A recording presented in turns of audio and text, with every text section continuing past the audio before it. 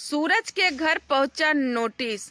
प्रीति का कराया एफआईआर। सच था, प्रीति की मम्मी और सूरज के मम्मी में घमासान युद्ध छिड़ चुका है।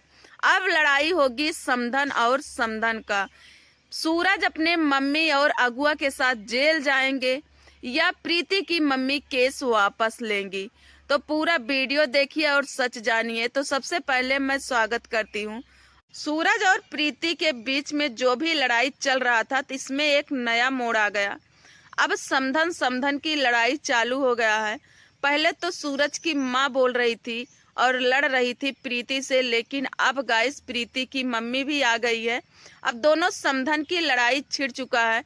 प्रीति के मम्मी का कहना है कि शादी करना पड़ेगा सूरज को और सूरज के माँ को अपनाना पड़ेगा, नहीं तो हम छोड़ेंगे नहीं। अब मिर्ची लग चुकी है सूरज को भी और सूरज के माँ को भी, क्योंकि गाइस बात यही लागू होता है, हम करें तो रास लीला, तुम करो तो करेक्टर ढीला। यही बात है।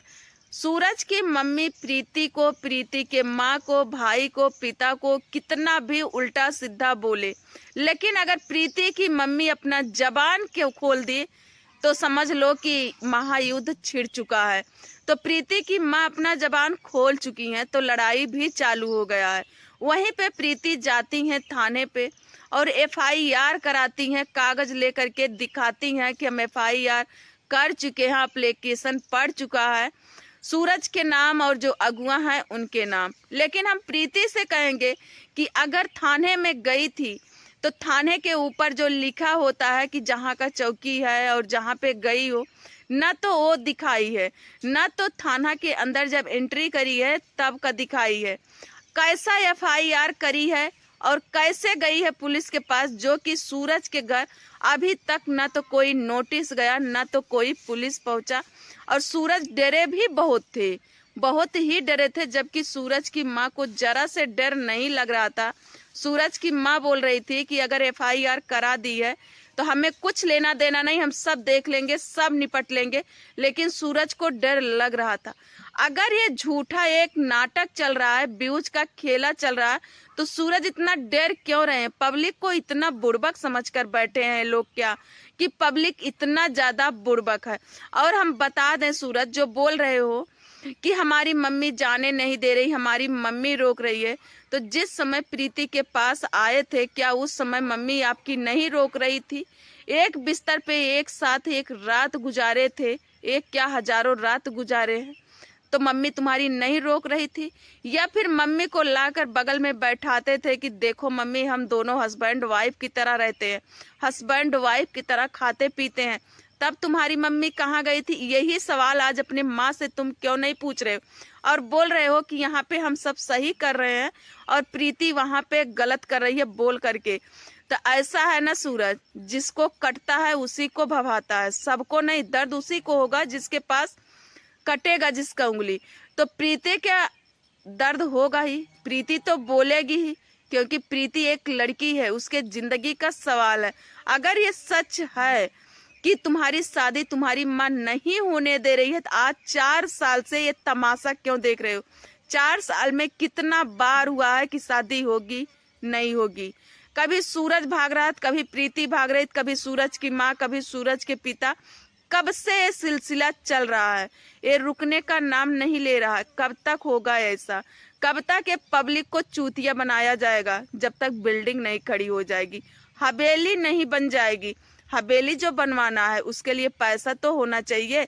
अगर पैसा कमाएंगे नहीं तो हवेली बनेगी नहीं। इसलिए झूठ बोल करके, यही वजह है कि अगर यूट्यूब पे कोई सच भी दिखाता है कुछ ना, तो लोग भरोसा नहीं करते, विश्वास नहीं करते। झूठ बोल बोल करके ये लोग इतना ज्यादा रायता फैला दिए हैं ना कि सच का तो अब भरोसा ही नहीं रह गया है।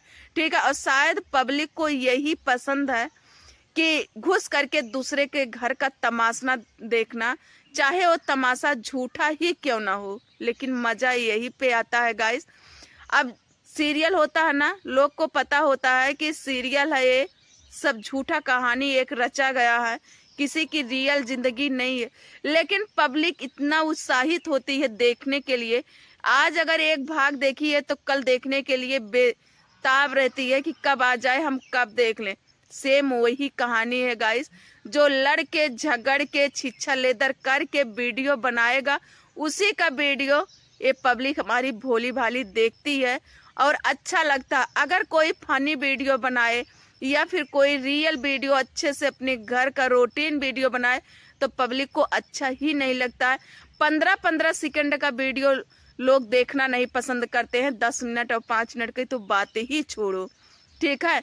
तो प्रीति और सूरज की ज़्यादा कुछ गलती नहीं है, क्या करें, इन्हें घर बनवाना है, पैसा कमाना है तो झूठ तो बोलना ही पड़ेगा। अब झूठ बोलेंगे नहीं तो इनका पैसा आएगा कहाँ से, इनका व्यूज आएगा कहाँ से। तो व्यूज लेने के लिए जो इतना बड़ा ड्रामा, इतना बड़ा रायता यूट्यूब पे फैलाए है ना, तो बहुत जल्दी ये रायता बंद होने वाला है। और ज़्यादा कुछ तो हम नहीं कहेंगे इस मैटर को लेकर के, वैसे भी समझ में आ ही जाएगा, बहुत जल्दी समझ में आएगा। तो बंद करेंगे हम अपनी वीडियो यहीं पे और मिलेंगे अगले वीडियो में। तब तक के लिए बाय बाय, जय श्री राम।